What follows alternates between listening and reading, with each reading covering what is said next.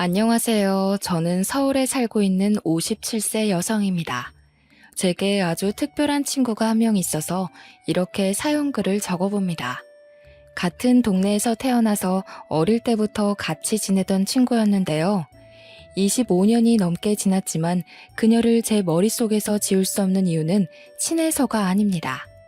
지금 그녀의 얼굴을 떠올려도 이가 갈릴 정도로 앙숙지간이기 때문이죠. 그 친구 때문에 저뿐만 아니라 제 딸까지 모진 고생을 해야만 했습니다. 왜 그 친구가 저를 괴롭힌 이유는 어이없게도 제게 열등감을 느꼈기 때문입니다. 그녀가 가졌던 열등감은 시간이 지나면서 도가 지나쳐서 넘어서는 안 되는 선을 넘고 말았습니다. 그리고 생각지도 못한 처참한 결과를 불러왔죠. 저는 강원도의 산골 마을에서 가난한 농부의 딸로 태어났습니다. 제가 살았던 동네는 워낙 작아서 동네 사람들 모두 한 가족처럼 지냈습니다. 김장철이 되면 다 같이 모여서 김장을 했고, 누군가 세상을 떠나서 상을 당하면 모두들 자기 일처럼 돈을 내서 장례를 치르기도 했습니다. 아이들도 마찬가지였어요. 또래가 몇 명 되지 않아서 저희들은 친형제처럼 지냈습니다. 아무 집에나 가도 밥을 줬고, 학교를 다니면서부터는 같이 숙제를 하다가 밤이 늦으면 스스럼 없이 친구의 집에서 자기도 했어요. 하지만 딱 한 집만이 그렇게 지내지 않았습니다. 순자와 저는 동갑이었는데 저처럼 평판이 좋지는 않았습니다. 그 집은 동네 사람들 사이에서 원성이 자자했거든요. 축협이 고위 간부였던 순자의 아버지는 알부자로 소문이 나 있었습니다. 원래 시골 마을에서는 농협이나 축협 간부가 군수 이상으로 대접받았지만 그렇다고 엄청난 돈을 받는 것도 아니었습니다. 하지만 순자 아버지는 아주 넓은 밭과 산을 가지고 있었습니다. 순자 아버지가 돈을 모은 비결은 바로 은밀하게 받은 뒷돈이었습니다. 대출이나 융자가 필요한 사람들에게 알신을 해주고 대출금의 일부분을 챙겨갔거든요. 그리고 윗선에도 상납을 하면서 입막음을 했습니다. 게다가 권력 있는 사람한테는 비굴하게 손바닥을 비볐고 자기보다 아래인 약한 자에게는 거들먹거리는 위선적인 인간이었습니다. 순잔의 엄마는 동네 사람들을 대상으로 사채까지 돌리고 있었죠. 저희 동네뿐만 아니라 근처 이웃 동네에도 엄청나게 높은 이자를 받는다는 소문이 파다했을 정도입니다. 평상시에는 모두들 순자네를 손가락질했지만 정작 돈이 급할 때는 별 수 없이 순자 엄마를 찾아갔습니다. 저희 동네에는 신용 문제가 있는 사람이 꽤 있었거든요. 하지만 돈을 제때 갚지 못하면 큰 봉변을 당할 각오를 해야만 했습니다. 제가 큰 소동을 본 날에도 순자네 엄마가 난리를 피우고 있었습니다. 아니, 김씨, 돈을 빌려갈 때는 굽신거리더니 왜 돈을 안 갚는 거야? 화장실 갈 때하고 나올 때 다르다더니 이래도 되는 거야? 순자네도 알겠지만 올해 과수원 사과 농사를 완전 망쳐버렸어. 여유가 되면 갚을 테니까 조금만 기다려줘. 무슨 말 같지도 않은 소리를 하는 거야? 누군 땅 파서 장사하는 줄 알아? 다음 달까지 원금의 이자까지 못 갚으면 과수원 압류해버릴 테니 그렇게 알아. 이웃 마을에서 과수원을 하고 있는 집 아주머니가 암에 걸려서 수술을 받아야 하는데 돈이 모자라서 순자네 엄마한테 사채를 빌렸다고 하더라고요. 그런데 한 번으로 끝날 줄 알았던 수술이 2번을 더 받아야 했고 항암 기간도 계속 연장되어서 돈이 계속 부족했다고 합니다. 그래서 순자 엄마에게 여러 차례 돈을 빌렸는데 1년 만에 이자가 눈덩이처럼 불어나서 감당하기 힘들어졌다고 해요. 과수원 아저씨는 그래도 이웃 동네에 사는데 설마 압류까지 할까라고 생각했는데 순자 엄마는 정말로 기한을 넘겨버리자 바로 과수원을 압류해버렸어요. 그래서 과수원 아저씨가 저희 동네까지 찾아와서 물건을 집어던지기 시작했죠. 순자네가 어떻게 나한테 이럴 수가 있어. 과수원을 빼앗아가면 나보고 죽으라는 소리야? 죽든 살든 그건 내 할 바가 아니고 나는 법대로 할 테니까 알아서 해. 아저씨가 화를 내다가 제발 살려달라고 빌었지만 순자 엄마는 결국 과수원을 빼앗아 버렸어요. 결국 아저씨는 모든 걸 잃고 거지꼴이 되어서 마을을 떠나야만 했죠. 그 정도로 돈에 관해서는 인정사정 봐주지 않는 악독한 사람이 순자네 엄마였어요. 순자네는 이런 식으로 돈을 갈퀴로 모아서 풍족했지만 동네에서는 놀부집으로 통할 정도로 동네 사람들에게 악평이 자자했어요. 순자는 그런 엄마의 더러운 성격을 그대로 물려받았는지 친구들에게 갑질을 해댔습니다.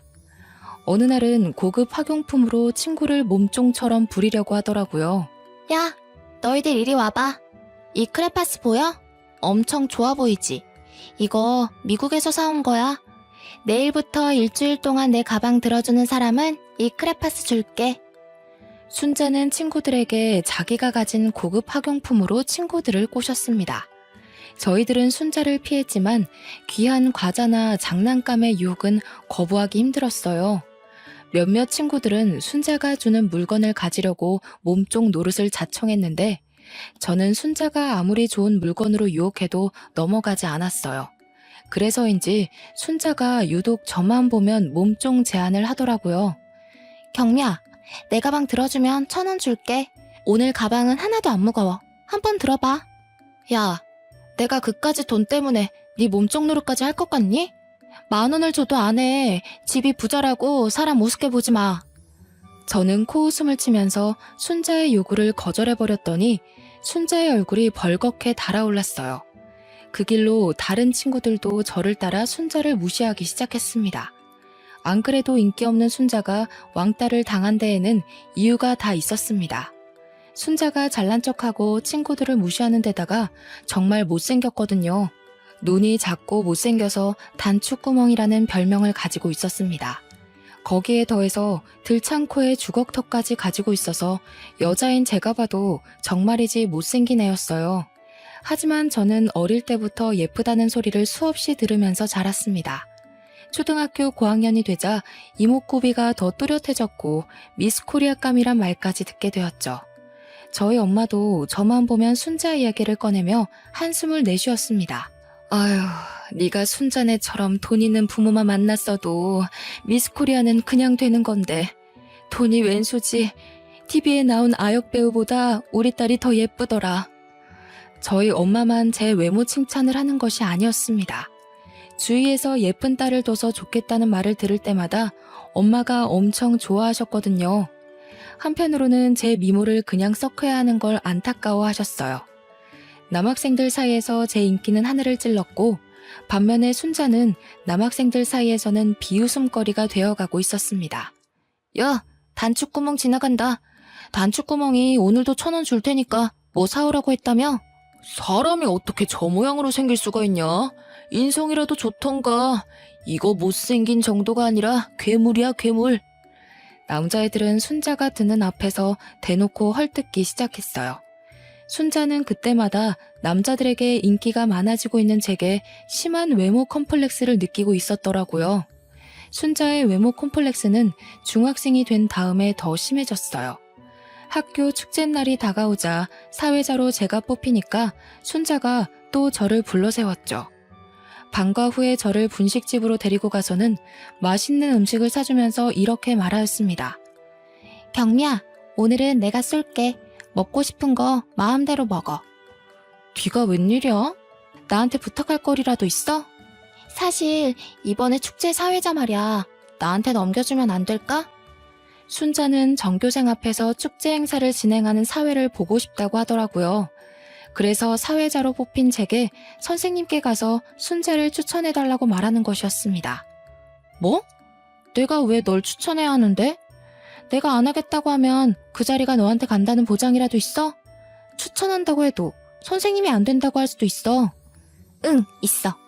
아버지가 이미 교장 선생님께 말해놨다고 했거든. 역시 순자는 믿는 구석이 있어서 저한테 말해달라는 것이었습니다. 그래야 편법을 쓴 티도 안 나고 애들한테 인기를 얻을 테니까요. 저는 그 꼴이 보기 싫어서 단호하게 거절하였습니다. 내가 왜 그래야 하는데? 미안하지만 순자야, 그건 안 되겠어. 나도 축제사회 꼭 해보고 싶었거든. 미안해. 먼저 일어나 볼게. 제가 먼저 자리에서 일어나니까 순자가 저를 노려보며 소리를 지르더라고요. 자기 멋대로 안 되니까 또 성질을 부리며 쌍욕을 내뱉고 있었습니다. 야, 넌 얼굴도 예쁘고 인기도 많잖아. 사회자 정도는 나한테 양보해줄 수 있는 거 아니야? 그것도 양보 못해? 이 가증스러운 년아. 이래놓고 애들 앞에서 착한 척 할 거지? 뭐? 가증스러운 년? 너 말 다 했어? 나 애들한테 다 이럴 거야. 너 이런 식으로 하면 애들한테 미움만 받아. 정신 차리고 똑바로 살라고. 제가 지지 않고 똑같이 소리치니까 순자가 욕을 하면서 제 머리채를 잡고 흔들었어요. 저는 갑작스러운 순자의 행동에 놀라 속수무책으로 당하고만 있었죠. 분식집 아주머니가 말려서 겨우 순자의 소나기에서 물러날 수 있었는데요. 순자는 뭐가 억울한지 펑펑 울면서 주저앉아 있더라고요. 제가 말도 안 하고 획 가버린 뒤로 순자와 저는 마주쳐도 서로를 투명인간 취급하게 되었습니다. 그렇게 제가 중학교 3학년이 되자 아버지는 저를 위해서 결단을 내리신 것 같았습니다. 저는 모르고 있었는데 아버지에게 좋은 일자리 제안이 들어온 것 같더라고요. 여보, 서울로 갔다는 내 친구가 말한 사업 말이야. 제법 자리 잡아가고 있는데 내가 도와줬으면 좋겠다고 하네. 아무래도 경미 미래를 생각하면 서울로 가서 사는 게 나을 것 같은데 당신 생각은 어때? 나도 그렇게 생각해요. 태풍 오고 난리라서 요즘 짓는 농사마다 엉망인데 나도 이제 지쳤어요. 당신이 먼저 가서 자리 잡으면 우리가 올라가서 사는 게 좋을 것 같아요. 그래, 우선 부딪혀보는 거지. 여기서 이대로 살다가는 경미도 우리처럼 살게 될 거야. 우리 경미만큼은 좋은 대학에 보내야지. 아버지께서 진짜로 서울로 가셔서 친구가 하고 있다는 주말 농장 사업에 뛰어들었어요. 사업이 생각보다 잘 되어서 엄마와 저는 가진 재산을 전부 처분해서 서울로 올라가게 되었어요.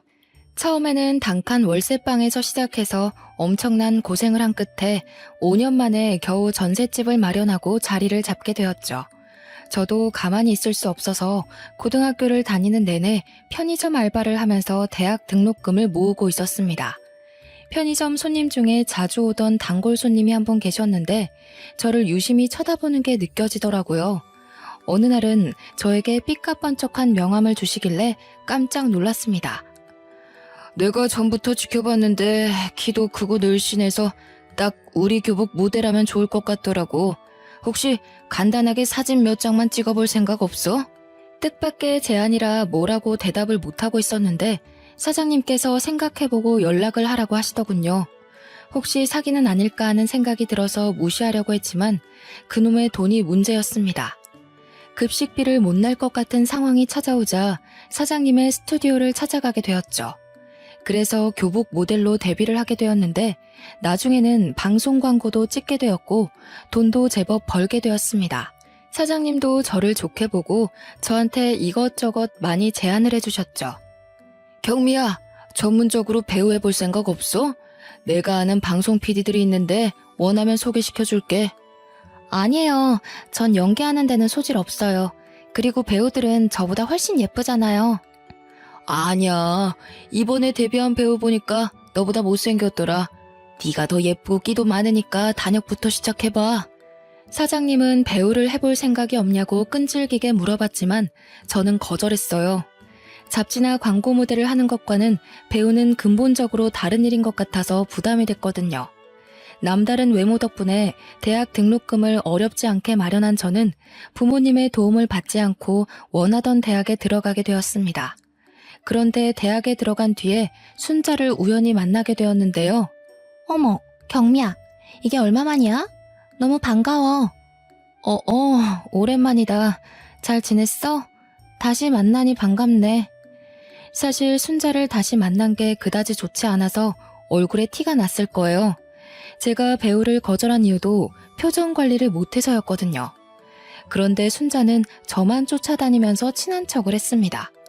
동아리도 저랑 같은 곳에 들어가겠다고 가입을 하더라고요. 그리고 1년 뒤에 순자와 같이 소개팅을 나가게 되면서 잊을 수 없는 사건이 생기게 되었어요. 동아리 선배가 주선을 해서 나가게 된 3대3 소개팅이었는데요. 원래 순자는 빼고 하려고 했는데 순자가 제가 나가는 걸 어떻게 알았는지 소개팅 주선자인 선배에게 자기도 끼워달라고 애원한 것 같았습니다. 입장이 난처해진 선배가 순자도 끼워주라고 하길래 알겠다고 했죠. 근데 그게 문제였어요. 차라리 4대3은 좀 그렇다고 거절할 걸 그랬나 봐요. 순자와 짝이 된 남학생이 갑자기 자리에서 일어나더니 그냥 가겠다고 한 겁니다.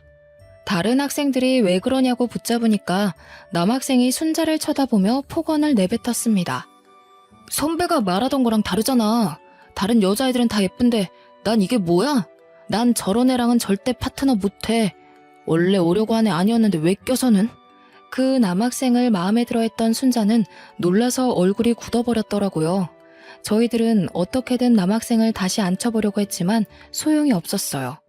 남학생이 떠나버리자 소개팅 자리는 순식간에 찬바람이 불었고 다른 남학생들도 자리를 파토내자고 했어요.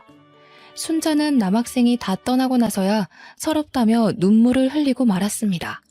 그래도 제가 고향 친구로 알려져 있으니 제가 나서서 순자를 위로해 주었죠. 하지만 다른 친구들은 순자 때문에 소개팅을 망쳤다고 뒷담을 해댔습니다. 순자를 보내자고 무언의 압박을 주고 순자가 집으로 가버리니까 그제야 애들이 순자에 대해 이리저리 평가를 해대기 시작했습니다. 아, 드디어 갔네. 쟤는 왜 저렇게 눈치가 없어? 얼굴이 못생기면 눈치라도 빠르던가. 이름도 촌스럽고 말투도 되게 건방지고. 아, 재수없더라. 맞아. 우리말 싹 다 무시하고 남자애들한테 친한 척 팔짱 끼고 끼 부리는 거 봤어? 앞으로 쟤하고는 어울리지 말자. 우리까지 이상하다는 소리 듣겠어. 에이, 그 정도는 아니다. 순자가 원래 그런 애는 아니야. 안 친해서 그런 거지. 니네들이 오해하는 거라니까. 저도 순자를 좋아하지 않았지만 대놓고 이리 뒷담을 하는 것 아니었죠. 제가 은근슬쩍 순자 편을 들고 순자를 조금은 걱정했습니다. 미운 정도 정이었죠. 타지에 가니 같은 고향 친구가 생각보다 크게 느껴지더라고요. 다음날 만날 순자 안색을 살펴보려고 학교에 갔는데 순자는 학교에 나오지 않았습니다. 다른 친구들에게 순자를 봤냐고 물어봤지만 모두 다 모른다고만 답하였는데요. 몇 달 후 여름방학이 끝난 다음에 순자가 모습을 드러냈습니다. 도저히 같은 사람이라고는 믿을 수 없을 정도로 성형을 하고 왔더군요. 눈은 순정 만화 속 여자 주인공처럼 커졌고 들창코는 오똑하게 변해 있었습니다. 주걱턱은 온데간데 없이 사라지고 갸름하고 둥근 얼굴로 변해 있었죠. 여자애들끼리 돈을 얼마나 쏟아부은 거냐고 수군거릴 정도였으니 순자가 등장하자마자 남자들의 시선을 사로잡은 건 당연한 일이었습니다. 그런데 순자는 제게 가지고 있던 열등감을 풀기 위해서 어이없는 짓을 저질렀습니다. 저는 순자가 사라진 사이에 같은 과 선배랑 연애를 하고 있었거든요. 그런데 순자가 저랑 사귀고 있는 선배에게 접근한 것이었습니다. 저는 선배가 순자를 가까이 하는 게 걱정됐지만 선배는 순자를 그냥 친한 후배라고 말하며 제 걱정을 덜어주었어요. 전 선배를 믿고 순자와 친하게 지내게 두었죠. 그런데 어느 날 친하게 지내는 동기가 와서는 저에게 충격적인 말을 건네주더라고요. 경미야, 너 아직 정우 선배랑 사귀고 있는 거 맞지? 순자 말이야. 교양 수업 들을 때 보니까 매일 정우 선배랑 딱 붙어서 앉아있더라? 아무래도 수상해. 둘이 뭐 있는 거 아니야? 에이, 설마. 너무 그러지 마. 친한 사이라서 그래 보일 거야. 선배가 아무 사이 아니라고 했으니까 그냥 나는 선배 믿어. 제가 괜찮다고 말해도 만나는 동기들마다 순자와 선배가 유난히 친한 것 같다는 말을 남겼습니다. 그래도 순자가 고백받는 모습을 한두 번 봤으니까요. 좋다고 따라다니는 남자들이 줄을 서는 판인데 제가 사귀고 있는 남자친구를 넘볼 이유가 없다고 생각했어요. 그런데 학교 축제 때 충격적인 장면을 목격하고 말았어요. 축제가 시작되자 캠퍼스 안에서 주점이 열렸거든요. 선배랑 친한 과 주점에 가서 술을 마시기로 했는데 선배랑 연락이 안 돼서 걱정을 하고 있었어요. 그런데 동기가 숨을 헐떡대면서 저를 찾아오더니 얼른 땡땡과 주점으로 가보라고 하는 거 있죠? 경미야, 정우 선배 지금 순자랑 같이 주점에 있어. 내가 보니까 엄청 취한 것 같아. 누가? 선배가? 선배가 순자랑 있다고? 지금 이럴 때가 아니야. 분위기 이상하니까 얼른 가보라고. 저는 동기 등살에 못 이겨 선배가 있다는 주점으로 달려갔습니다. 그런데 선배가 술에 취해 순자를 끌어안고 키스를 하고 있더라고요. 그걸 지켜보던 사람들은 환호성을 지르고 있어서 머릿속이 새하얘지고 말았습니다. 여러분 모두 박수와 환호성, 이벤트 당첨입니다. 새로운 커플과 탄생을 축하해주세요. 주점에서 베스트 커플을 뽑는 이벤트를 했던 것 같습니다. 선배가 정신을 못 차리고 순자를 계속 붙들고 있길래 그 모습을 보고 뚜껑이 확 열리면서 이성을 잃고 말았습니다. 야, 김순자, 너 지금 뭐 하고 있는 거야? 지금 당장 나와. 이거나. 왜 이래? 제가 순자의 머리채를 잡고 주점 밖으로 끌고 나왔는데요. 선배가 바닥을 기어다니며 순자를 찾고 있길래 어떻게 선배를 구워 삶았나 분노가 치밀어 올랐습니다. 너 선배한테 무슨 짓 했어? 뭘 얼마나 먹였길래 선배가 저리 됐냐고. 그리고 너 머리가 어떻게 됐니? 어떻게 내 남자친구를 건드려? 선배한테 침이라도 발라줬어? 그리고 선배가 먼저 나한테 접근했어. 몰래 만나자고 했다고. 그러니까 이참에 헤어져. 우리 사이 방해하지 말고 꺼지라고. 뭐? 이게 미쳤나? 너 학교 생활 어떻게 하려고 그래? 네가 선배 꼬시고 다니는 거 학교에 소문 다 났어. 그 소문 네가 낸 거 아니야? 내가 예뻐져서 질투하는 거잖아. 제가 정신 차리라고 하는데도 순자는 오히려 큰 소리를 쳐서 그날 순자와 싸웠다는 소문이 과 전체에 났습니다. 끝까지 선배를 감싸면서 소문을 해명하고 다녔는데 몇 달 뒤에 선배가 헤어지자고 하더라고요. 경미야, 우리 헤어지자. 미안해. 순자가 임신을 했다고 해서 나도 어쩔 수가 없었어. 저는 그 말을 듣고 정신이 아득해지면서 몸이 휘청거리고 말았습니다. 선배는 저를 생각해서 거리를 두려고 했는데 순자가 끈질기게 달라붙는 바람에 같이 술을 먹었다고 하는데요. 그날도 선배가 술에 취하는 바람에 기억이 하나도 나지 않았는데 순자가 갑자기 책임지라는 말을 했다고 합니다. 순자 말로는 선배가 술에 취해 순자에게 그 짓을 저질렀다고 하죠. 그래서 어쩔 수 없이 순자의 부탁을 들어주게 되었다며 제 눈을 피해서 몇 달 동안 동거를 한 사실을 털어놓았습니다. 그래서 저는 바로 순자를 찾아갔습니다. 순자야, 나 선배한테 다 들었어. 이게 지금 무슨 짓이야? 다른 남자애들한테 고백도 받았잖아. 왜 우리 선배인데? 말 좀 해봐. 내가 네 남친 꼬시면 안 되니? 이제 신경 쓰지 마. 우린 곧 결혼할 거거든. 뭐? 이년이 진짜 미쳐도 더럽게 미쳤나. 내가 너 결혼하게 그냥 둘 줄 알아? 순자가 뻔뻔하게 나오자 저도 모르게 화가 나서 순자의 머리채를 잡고 흔들다가 밀쳐버렸습니다. 넘어진 순자는 앙칼진 표정으로 저를 노려보면서 일어나려다가 배를 움켜쥐면서 다시 쓰러지고 말았습니다. 순자 다리 쪽을 살펴보니 하혈을 하고 있더라고요. 깜짝 놀란 저는 구급차를 불러서 순자를 병원으로 옮겼습니다. 진찰을 한 의사는 다행히 태아는 무사하다고 했는데요. 덕분에 저희 부모님도 순자의 임신을 알게 되었죠.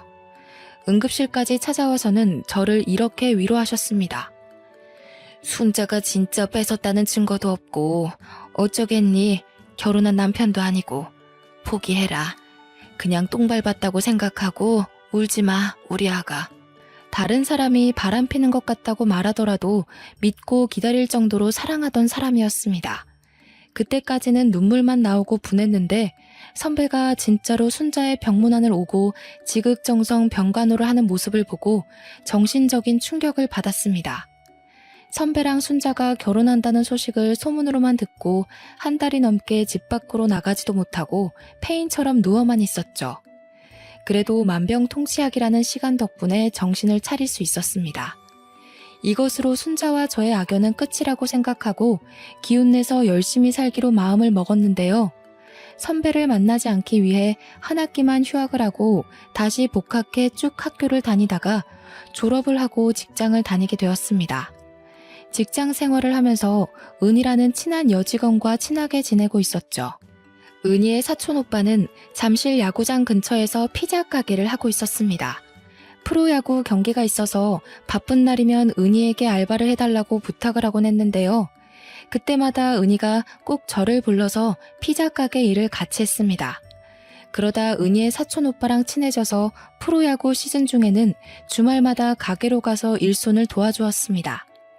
일손을 도와줘서 고맙다며 밥이랑 술을 얻어먹다 보니 그냥 친한 사이가 아니라 남녀 관계로 변해가기 시작했습니다. 그런데 은희가 자기 사촌 오빠랑 가까워지는 걸 걱정스러워 하더라고요. 경미야, 솔직히 말해봐. 우리 오빠랑 사귀지? 아니, 그건 아닌데 솔직히 말하면 남자처럼 느껴지긴 해. 너한테는 말 못했는데 너 몰래 만난 적이 몇 번 있었거든. 은희는 제가 자기 오빠를 좋아하고 있다는 걸 알자 뜻밖의 말을 꺼내놓았습니다. 나도 둘이 몰래 만나고 있는 거 알고 있었어. 그래서 너도 이제는 알아야 할 것 같아서 말하는데.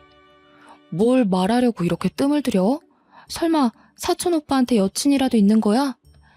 우리 오빠가 참 좋은 사람이긴 한데 사실 결혼한 적이 있어서 좀 그래. 차라리 여친이 있다는 말이 더 나을 뻔했습니다. 총각인 줄 알았는데 결혼을 한 적 있었다니. 남편은 그 사실을 숨기고 저를 쭉 만나왔던 것이었습니다. 은희가 하는 말을 들어보니 사촌 오빠가 결혼하고 아내가 갑자기 심장 발작으로 세상을 떠났다고 하는데요. 다행히 딸린 애는 없어서 다행이었습니다. 남편을 너무 좋아해서 그랬던 걸까요? 바람펴서 이혼당했거나 성격이 이상해서 이혼당한 것이 아니라서 다행이라는 생각이 먼저 들더군요. 그러니까 잘 생각하고 결정해. 오빠한테는 내가 말했다고 하지 말고 너한테 말 안 하면 안 될 것 같아서 말하는 거야. 그것 말고는 우리 오빠 진짜 좋은 남자야. 저는 은희에게 생각해보겠다고 말하고 하루 종일 고민해보았습니다. 하지만 아내가 갑자기 세상을 떠서 솔로가 된 것이고 애도 없으니 괜찮을 거라는 생각만 들었죠. 그래서 남편에게 연락해보니 남편이 은희에게 모든 걸 전해들은 모양이었습니다. 저한테 미리 말 못해서 미안하다고 하더군요. 은희한테 들었지? 내가 직접 말해야 하는데 계속 미뤄서 미안해. 막상 말하려고 하니까 입이 안 떨어져서. 그래서 너한테 좋아한다는 말도 못하고 있었어. 이젠 너랑 진지하게 만나보고 싶은데 어떻게 안 될까? 남편은 용기를 내서 제게 결혼을 전제로 만나보자고 했고 저는 이미 마음의 결정을 한 상태여서 기쁘게 받아들였습니다. 결혼 후에 저희 부부는 피자 가게를 운영하면서 딸을 낳고 남부럽지 않게 행복하게 살고 있었어요. 가게를 하면서 바쁘게 사는 사이에 딸이 고등학생이 되었고 그때부터 제게 고민이 하나 생겼죠. 딸은 저를 하나도 닮지 않아서 엄마인 제가 봐도 아주 못생겼습니다. 게다가 고등학생이 되면서 살이 조금씩 불어나더니 20살을 넘기자 몸무게 숫자가 3자리를 찍어버린 겁니다. 다이어트란 다이어트는 전부 해봤지만 소용없었어요. 단식 프로그램이나 살을 빼준다는 각종 프로그램에 참가했지만 그때뿐이었고 요요 현상으로 살이 더 찌는 상황이 찾아왔습니다. 저는 당연히 제 딸이니까 항상 사랑으로 보듬어주고 예쁘게 말하려고 노력했는데요. 그런데 순자가 제 딸을 볼 때마다 못생기고 뚱뚱하다며 비웃었어요. 고향 친구들을 만나려고 제가 예전에 살았던 시골로 내려갔을 때였어요. 친구들이 저를 만나자마자 몇 년 전에 순자가 고향 마을로 귀농을 했다고 말해주더라고요. 남편이 하던 사업이 망할 징조를 보이자 그냥 고향으로 돌아가서 친정 부모님이 가지고 있는 땅에 농사를 지으면서 살기로 했다는 겁니다. 그래서 한 번씩 고향에 내려가면 싫어도 순자와 다시 마주치게 되었죠. 이제 순자를 더 이상 마주칠 일은 없을 거라고 생각했는데 세상 일이란 게 마음대로 되는 게 없더군요. 그렇지만 순자를 피하려고 고향 친구들과의 인연을 끊을 수 없었어요. 고향 친구 어머니가 돌아가셔서 급하게 장례식장을 방문했는데 순자가 그 자리에서조차 저를 씹어댔어요. 딸은 엄마를 닮는다는데 네 딸은 왜 아직도 그 모양이니? 웬만하면 나처럼 성형 좀 시켜줘라. 넌 딸하고 같이 다니면서 부끄럽지도 않니? 우리 딸이 뭐 어때서? 나이 먹어갈수록 예뻐지기만 하구만. 왜 너는 나 볼 때마다 못 잡아먹어서 안달이니? 예뻐지긴 개뿔. 우연히 네 SNS 들어가 봤는데 너네 딸은 점점 못생겨지더라. 네가 낳은 딸이 맞기는 하는 거니? 저는 화가 났지만 상종하기 싫어서 무시해버렸는데요. 다른 자리도 아니고 친구 엄마 장례식 날인데 소란을 피우고 싶지 않았습니다. 그러다 며칠이 흐르고 순자가 웬일로 환갑잔치를 다 초대했더라고요. 저희 딸을 꼭 데리고 오라고 하길래 저도 생각이 있어서 딸을 데리고 고향으로 내려갔죠. 순자가 딸아이에게 모진 말을 할 걸 예상하고 간 것인데 생각보다 심한 말로 저와 딸의 마음에 염장을 질러댔습니다. 사회자가 환갑잔치 진행을 하고 있는데 순자가 갑자기 나서서 큰 소리로 떠들기 시작했거든요. 야, 실제로 보니까 네 딸 몸집이 푸짐해서 시집도 못 가겠다. 저런 딸은 도대체 어디다 쓰나 했는데 오늘 고사 지낼 때 돼지머리 대신 쓰면 되겠네. 돼지 머리보다 네 딸 머리가 더 크니까 어여가서 상머리에 앉아라. 순자가 제 딸을 붙잡고 상이 있는 쪽으로 데려가니까 더 이상 참을 수 없더군요. 그래서 환갑잔치를 진행하고 있는 단상으로 올라가 진행자가 들고 있던 마이크를 빼앗았습니다. 뭐? 내 딸 머리가 더 크다고? 감히 남의 집 귀한 딸을 돼지머리에 비유해? 인연이 뚫린 입이라고 나오면 다 말인 줄 아나? 전부터 시비 거는 거 참았는데 너 죽고 나 죽자. 어디 한판 해보자고. 내가 뭐 틀린 말 했어? 네 딸이 뚱뚱한 게 내 탓이야? 네 딸이 못생긴 게 내 탓이냐고. 남의 딸 데려와 놓고 네 딸이라고 우기는 네가 잘못한 거지. 너 정신 나갔어? 내 딸이야. 내 딸이라고. 누가 남의 딸이래? 눈깔이 어디 잘못 달린 거 아니니? 그래, 오늘 눈깔 다시 달자. 내가 달아줄게. 지금까지 참던 분이 치밀어 올라 마이크를 집어던지고 순자에게 달려가 얼굴을 손가락으로 잡아뜯고 말았습니다. 덕분에 순자가 아프다고 소리를 지르며 한바탕 크게 싸우게 되었죠. 한순간에 엉망이 되어버렸습니다. 더 분한 건 딸이 순자에게 사과도 받지 못하고 마음의 상처를 입은 것이었는데요. 눈물을 꾹 참고 있던 딸이 집에 돌아오자마자 끝내 울음을 터뜨리고 말았습니다. 차라리 딸아이를 데리고 오지 말 걸 후회가 되더군요. 순자가 제 딸아이에게 뭐라 할수록 당당하게 딸아이를 데려오면서 자랑해야 한다고 생각했습니다. 외모만 빼면 정말 공부도 잘하고 성격도 좋고 싹싹한 아이였거든요. 어른들 사이에서 예쁨 받는 모습을 보여주고 싶었는데 욕심을 부린 제 탓이었습니다. 제가 딸아이에게 다 잊어버리라고 말하고 다시는 고향집에 안 데려가겠다고 했습니다. 그렇게 1년이 지난 뒤에 순자가 여전히 제게 양심을 품고 말도 안 되는 짓을 꾸미고 있다는 사실을 알게 되었습니다. 얼마 전부터 남편의 행동이 수상해서 유심히 지켜보고 있었거든요. 제 직감엔 남편에게 다른 여자가 생긴 것 같았습니다. 그러다 우연히 남편의 휴대폰을 보고 기가 막힌 사실을 알게 되었죠. 남편에게 숨겨둔 내연녀가 있었는데 그게 바로 순자였더라고요. 남편과 순자가 주고받은 문자를 보고 충격을 받아 숨이 안 쉬어졌습니다. 마음 같아서는 남편을 붙들고 따지고 싶었지만 진정이 될 때까지 혼자서 생각해 보았습니다. 아무리 생각해봐도 순자년이 의도적으로 제 남편을 홀렸다는 느낌이 들더군요. 어릴 적부터 절 질투하고 뒷담한 것도 모자라 제 남자친구를 뺏은 전적도 있으니까요. 순자가 아직도 저에 대한 질투와 자격지심을 가지고 있을 거라는 생각에 이제 그만 결판을 내야겠다고 느꼈습니다. 25년이 넘게 저를 괴롭힌 대가를 확실하게 치르도록 작전을 짰습니다. 그래서 바로 순자의 남편에게 전화를 했죠. 제가 순자네 남편에게 연락을 하니까 몹시 당황한 눈치더라고요. 하긴 순자네 남편이 대학생 때 저를 버리고 순자와 결혼을 한 그 선배였거든요. 갑자기 전화를 걸어 놀랐는지 선배가 기어들어가는 목소리로 제 안부를 물었습니다. 경미야, 네가 어쩐 일이야? 진짜 오랜만이다. 잘 지냈어? 나는 잘 못 지냈지. 어떻게 잘 지낼 수 있겠어. 오빠는 잘 지내고 있지? 그냥 그렇지 뭐. 너는 왜 잘 못 지내는데? 무슨 일 있는 거야? 전화로 이야기할 건 아니고 우리 만나서 이야기하자. 제가 선배네 집 근처로 가겠다고 하니까 불편해하면서 어쩔 수 없이 승낙하는 눈치였습니다. 그 길로 고향으로 내려가 10분 정도 떨어진 시내에서 선배를 만났습니다. 저희들은 카페로 가서 한참 동안 말없이 앉아만 있었죠. 고향에 내려가면 한 번씩 마주치기는 했지만 서로 피했기에 마주 앉아서 대화를 하는 건 25년 만에 처음이었습니다. 어쩐 일로 연락했어? 심각한 일이야? 설마 그날 일 때문에 부른 건 아니지? 결국 선배가 침묵을 이기지 못하고 먼저 말을 꺼냈습니다. 그래서 저는 남편과 순자가 주고받은 문자를 보여주었죠. 문자 내역들을 본 선배의 눈이 커졌고 곧바로 얼굴이 굳어졌습니다. 다 읽었어? 순자가 선배 버리고 내 남편 만나고 있더라? 내 생각엔 순자는 선배 좋아해서 결혼한 거 아닌 것 같아.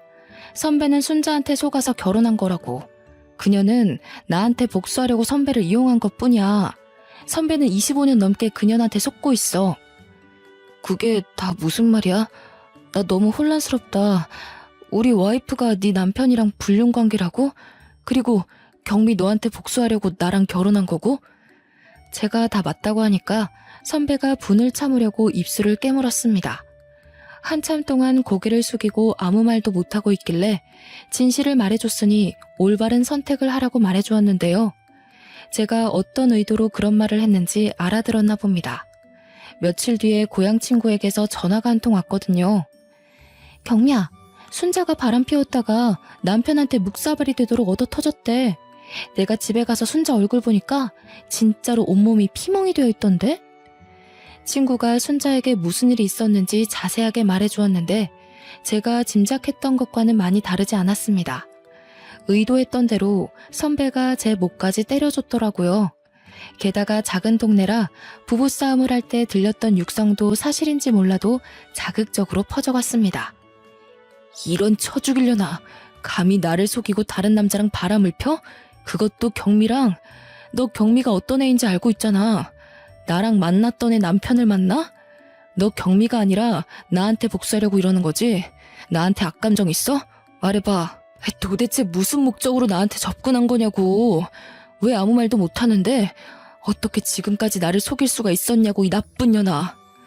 순자는 겁에 질려 아무 말도 못한 것 같다고 하던데요. 동네 어르신들은 순자가 불쌍하다고 동정하기도 했지만 처음부터 저에 대한 질투심으로 선배를 유혹해서 여러 번 잠자리를 했다는 사실이 들통나 동네 어르신들에게조차 미움을 받고 있었습니다. 게다가 선배와 잠자리를 할 때 피임을 소홀히 하며 일부러 임신까지 했고 그걸 빌미로 결혼을 요구했다고 하더라고요. 그런데 저에 대한 복수를 하고 나니 당연히 선배에 대한 애정은 식어버렸고 결혼 초부터 다른 남자와 내연 관계를 맺고 있었던 겁니다. 그러다 고향 마을에 내려온 저희 부부를 보고 제 남편을 유혹했던 거죠. 선배는 결혼 생활 내내 순자를 의심하다가 제 폭로로 폭발하고 말았다고 합니다. 저러다 사람 잡겠다는 생각이 든 이웃의 신고로 경찰이 출동해서 겨우 진정되었다고 해요. 하지만 여기서 끝낼 수 없죠. 저는 순자가 메타작을 맞았든 말든 상간녀 소송을 했고 순자 앞으로 되어 있던 땅을 위자료로 받아냈습니다.